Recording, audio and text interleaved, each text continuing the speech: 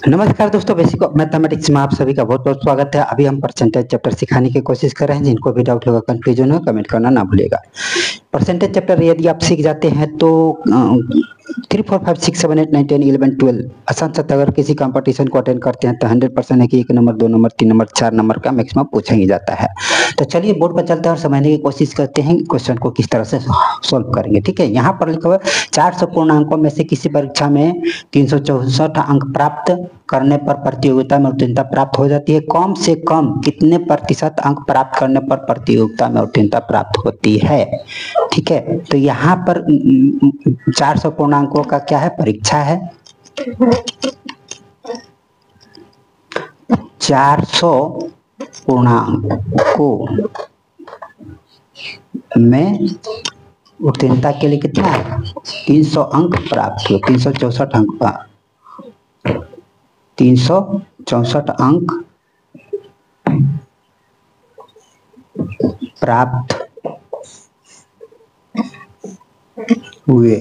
ठीक है, अब यहाँ पर क्या लिखा, कम से कम कितने प्रतिशत अंक प्राप्त करने पर प्रतियोगिता में, यहाँ पर लिखेंगे, यहाँ पर हो जाएगा आपका 400 में से 300 अंक प्राप्त हुए हैं, तो यहाँ पर लिख देंगे इस तरह से।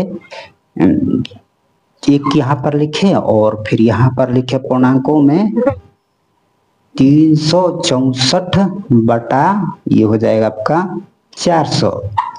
फिर क्या होगा, अब इसको हमको प्रतिशत में बदलना है। यहाँ पर क्या लिखा है कि कितने प्रतिशत अंक प्राप्त करने पर, यानी प्रतिशत में इसको बदलना है। तो यहाँ पर 3 लिखेंगे, फिर यहाँ पर लिखेंगे 364 बटा 400 और 100 से यहाँ पर क्या करेंगे, गुना कर देंगे।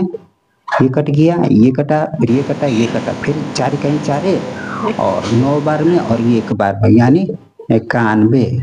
ठीक है, प्रतिशत ये इसका है, यानी कम से कम उस प्रतियोगिता में उत्तीर्ण होने के लिए 91% की जरूरत होगी। ठीक है, यहाँ पर चाहे तो बना के लिख भी सकते हैं। उत्तीर्ण होने के लिए, उत्तीर्ण यहाँ पर शब्दों में लिखे, उत्तीर्ण होने के लिए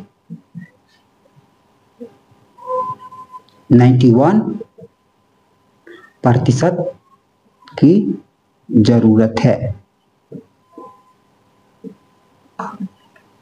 अगर आपको अभी भी डाउट है, कंफ्यूजन है, तो वीडियो को बार बार रिपीट करके देखा और समझने की कोशिश करें। जहां भी डाउट होगा, कंफ्यूजन हो, कमेंट करना ना भूलें।